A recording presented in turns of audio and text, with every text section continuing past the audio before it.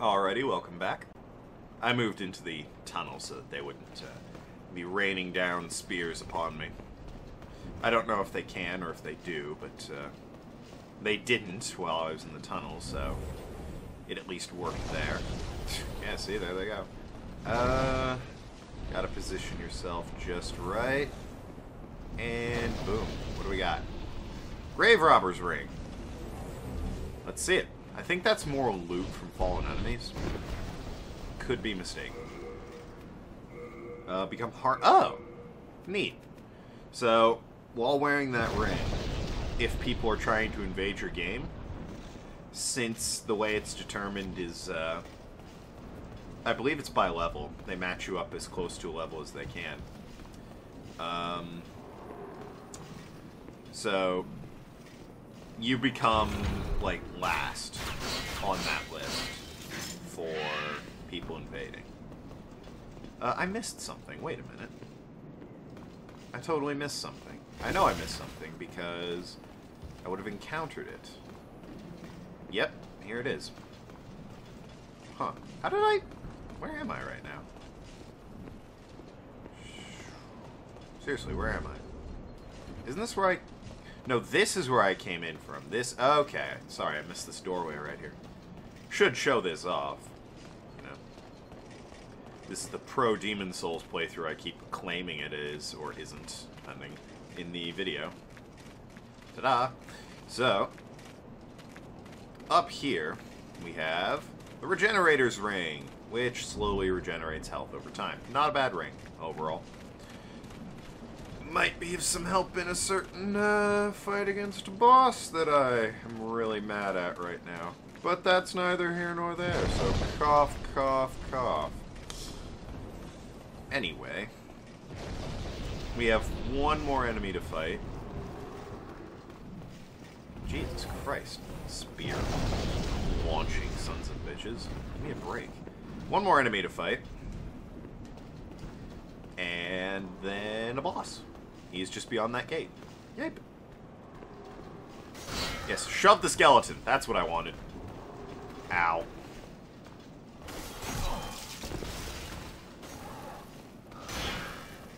Yes, keep shoving the skeleton. This is clearly what I wanted.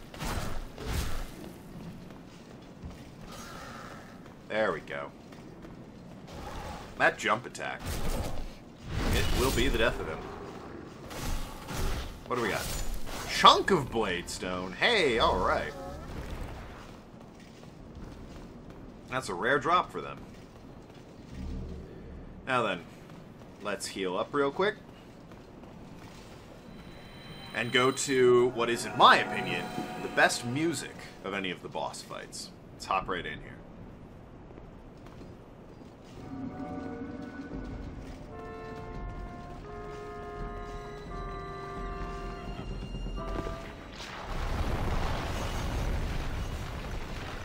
What's up, big boy?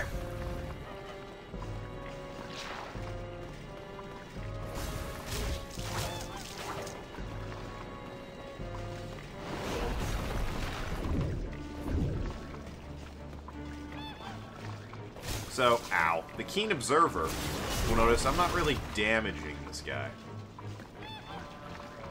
They'll also notice that lag right there.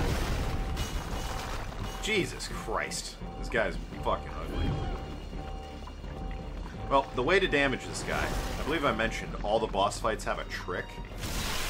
This guy's trick is you gotta smack that gigantic hunk of blade in his stomach, so that when he bends over, you wail on the golden bat on top of his head.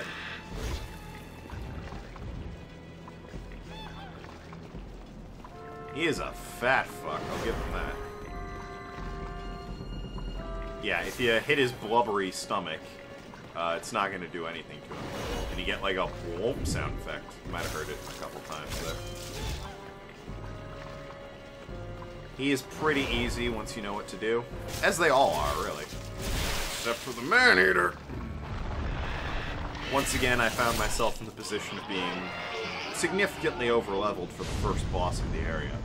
That is a common flaw in Demon Souls. You become simply over-leveled for the bosses of the areas you didn't bother going to first. Storied Soldier Soul. So, yeah, he and the Leechmonger were the first world bosses, and they're ridiculously easy for me at this point in the game. Which, you know, is great, since the Man-Eater's been kicking my ass. But, you know, I'm clearly, you know, skilled enough to progress through the game. It's just the Man-Eater's a load of bullshit. Or I suck at it, one or the other. I'm leaning towards it's a load of bullshit. Ow. So, attacks that it didn't do that I can talk about, because I got down here and knew exactly what to do.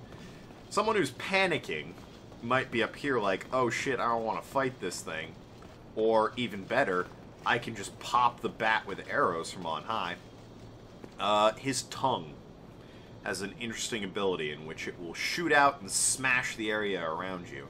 Not only removing certain parts of the floor, but also damaging you in the process. So, watch out for that. And his gigantic cleaver, which is hard to dodge, as it were. So anyway, back to the Nexus we go. It's time for level ups and cake. By which I mean dropping off items.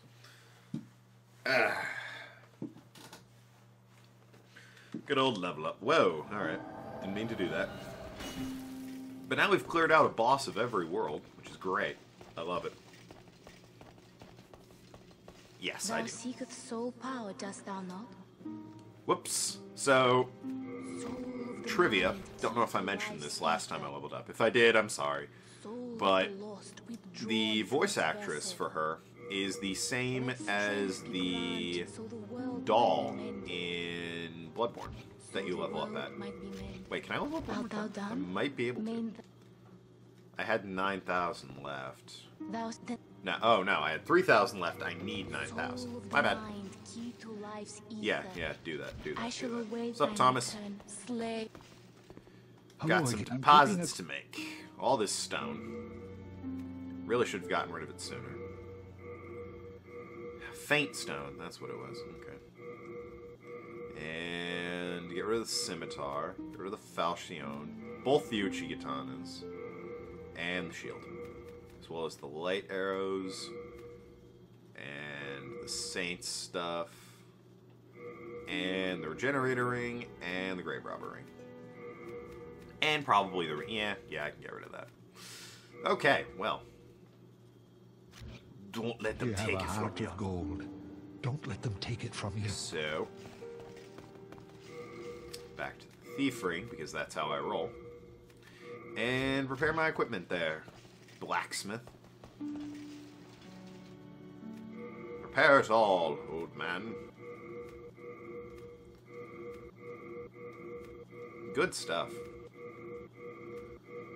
I need your business. Come back alive. Yeah, old Baldwin. I believe he's Baldwin. Ed's the other one. So, I don't want to end this episode early, but I'm going to show off just because it's something to do. Hey, Ostrava. No! Oh, well. I'm going to show off because it's just something to do. The grinding spot for this game.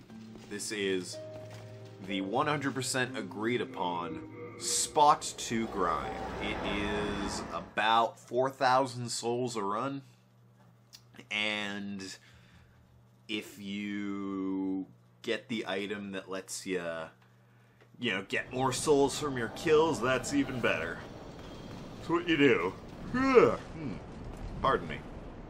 First of all, get these items, and mind them again. God, it's almost comical. Just how close those things come to my head. And I just ignore them. Like, whatever.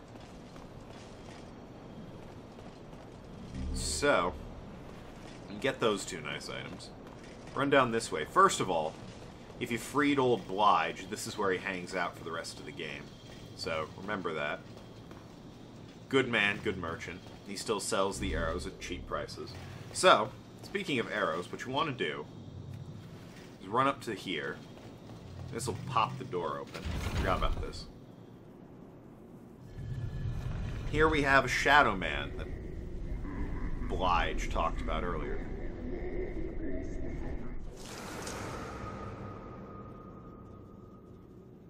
who brings forth these assholes. I'm sorry, these assholes are the Shadow Men. That's just a Reaper.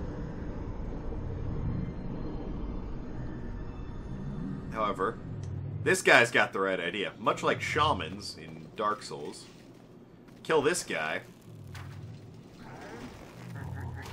Him and his Shadow Men die with him. Dropping 4,500 souls each time. Now, okay, he drops Dark Moon shards, which I don't need, so fuck it. Fuck getting that. Kunai. Huh. Also known as slightly better throwing knives. So, what you can do is just from that Archstone, run down here, pop him with arrows, get 4,500, and then just immediately run back. Hello there. We meet again. You look terrible. Cheer up. Life is an adventure. He is in good spirits. You know what? I like this guy. There's somebody I ought to warn you about. A fellow who lacks common decency. They call him Patches the Hyena. And he's the one that laid that trap for me. He's the kind of person who'd stab his mother in the back. If you happen to spot him, you'll be doing us all a favour by putting him out of his misery. Thalmunction and I have a bit of a disagreement about the roles people play in Dark Souls 2. I'm not going to get into it. However, I would like to point out that Lautrec does not live on in Blige here. Despite having been locked up by Patches, Yurt is the one who old, what's his name? Lautrec takes after. Not Blige. I want to make that... Can we agree on that, Fal? I'm going to wait for you to see this before I get your response here. In Dark Souls 2, we'll agree to disagree. Here, Yurt is clearly Lautrec. This guy, despite being locked up by Patches, is his own dude. Alright? Let's agree on that, shall we? Have you been to the altar where sorcerers summon shadows? Well, I think someone may be trapped in the lower cavity. That guy. I heard them praying for dear life. Pity the poor fool. He probably fell for one of Patch's old tricks. He doesn't like Patches. It's very clear. Buy item, because I like the guy. Sticky white. He sells sticky white stuff. And kunais. For 200 a pop. And cloudstone. And some bows. And some arrows. Ooh, he sells fire arrows. I didn't know that. Still the leather armor, which isn't great. But, yeah, just so he's not disappointed in me, I'll buy an arrow. All done. Good day. Be sure not to get yourself killed. What a fellow. I like him. I like him a lot.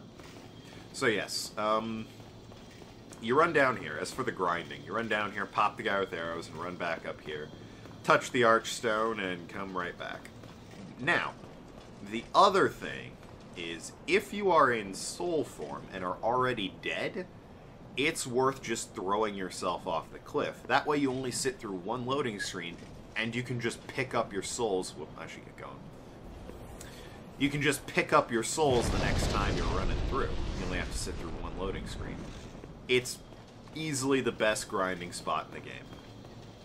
Let's talk to Patches now that old Blige has given us some new details on him. Despite me liking Blige, I don't know Patches is an asshole in this game yet. So, hey, Patches, buddy! Aw, he would never harm a fly, old Patches the Hyena. He gave me that treasure that we were going after. And yeah, the bear bugs were unfortunate. That was a mistake. But let's speak to old Patches the Hyena. Hey, what's going on? Well, we've been long acquainted, so I'm willing to part with them at a special price. Well, But thank only if you buy goodness. today. Well, I have news for them. Okay. Flame has not put food in my So, mouth, nor anyone else's. Regarding that bit of dialogue, off camera I spoke to him, and his dialogue glitched, and he referenced something he hadn't actually done yet. So, yeah.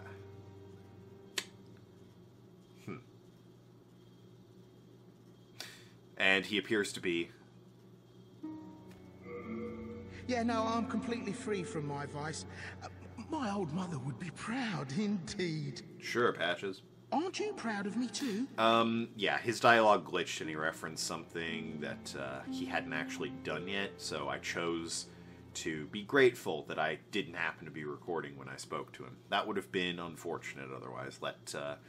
Let some things slip, perhaps. Yes. Can I talk to him? No. What if I buy an item, then leave, and then talk to him? Give me some half-moon grass, why not? Nice stuff, eh?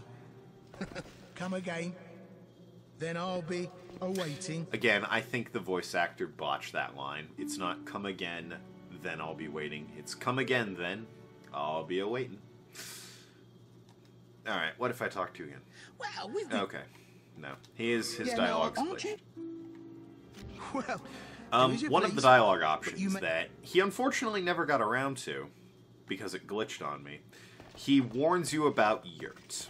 He mentions that an assassin has appeared in Boletaria named Yurt, and that if I see him, I do right to kill him before he killed me. He has said that in previous games, he didn't say it in this one. That's the extent of Patches and Yurt's interaction. Yurt will kill him eventually, and he knows who Yurt is and warns you about him. Blige is the one he screwed over, however, so... That's where we find ourselves. Unfortunately, I've been able to pad this out to a reasonable length, so I'm going to end the video here. When we come back next time, probably 4-2, honestly. We'll continue into 4-2. I might try the Man-Eater after that, and then when I either win or fail, it will be either 3-3 or 5-2. So, thank you so much for watching. I've been Tokenlad, and I will see you around, ass clowns. Bye-bye.